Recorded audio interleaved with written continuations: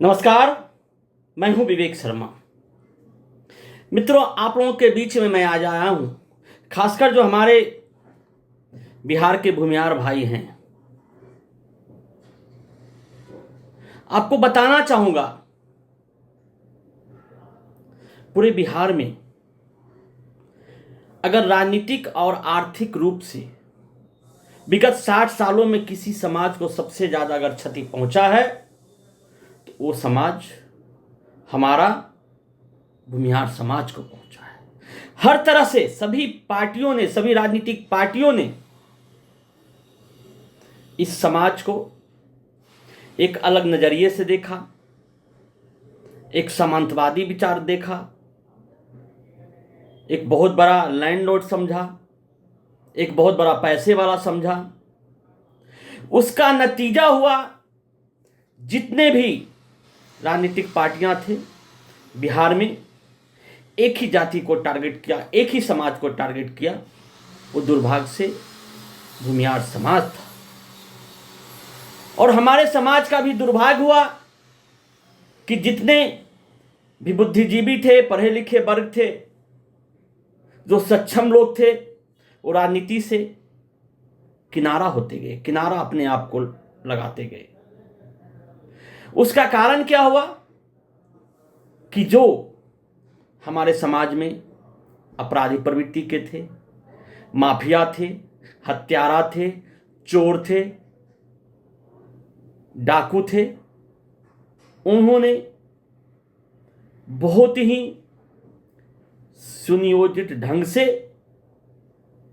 राजनीतिक में अपनी पैठ जमाया।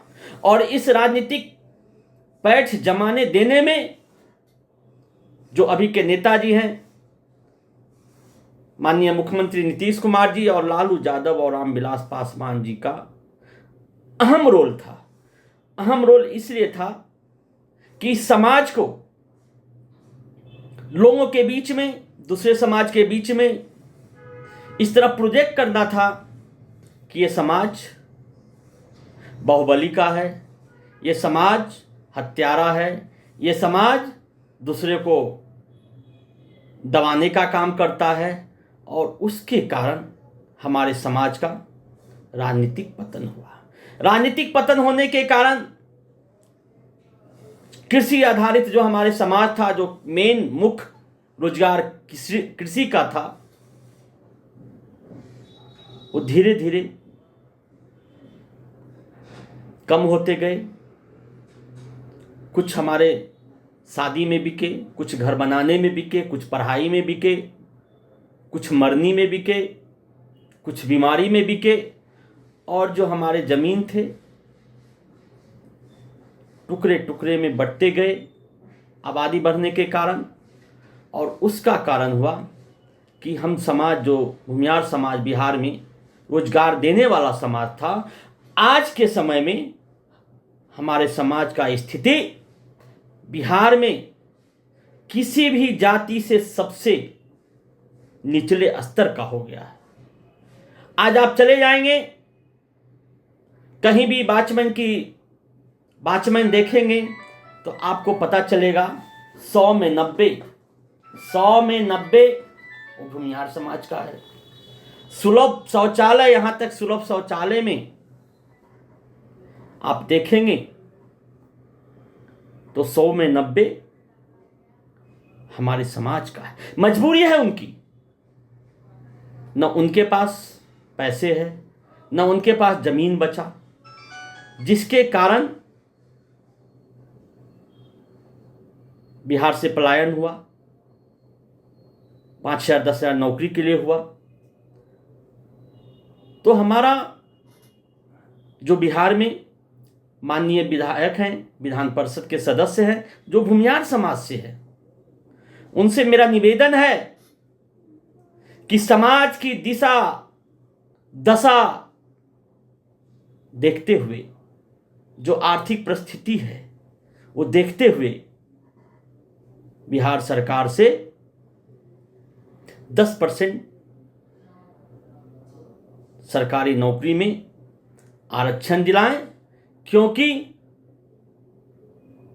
न हमारे पास जमीन बचा है, ना हमारे पास नौकरी है, पहले ही से ही सरकारी नौकरी कम थे, उसमें जो सभी तरह का आरक्षण हुआ उसके कारण हमारे समाज का बिहार में मात्र 2 से 3% सरकारी नौकरी बची है, हमारे लोगों सरकारी नौकरी में है।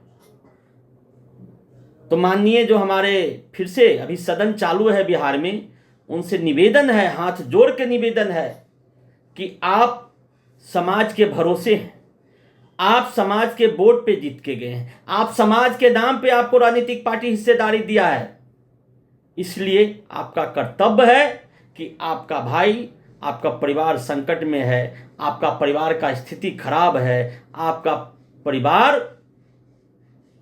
खेत बेचने और घर बेचने को मजबूर है, ऐसी परिस्थिति में आप अपना हक के लिए, परिवार के हक के लिए आवाज बुलंद करें, नहीं तो मालूम होगा कि भूतपूर्व बनाने में भी ये समाज थोड़ा भी समय नहीं लगाएगा।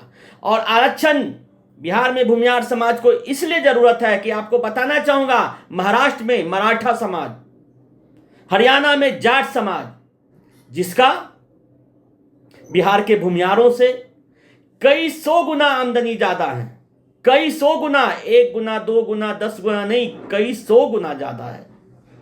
उनकी जमीनें भी कई गुना हम लोगों से ज्यादा है, भूमिहार समाज से ज्यादा है। फिर भी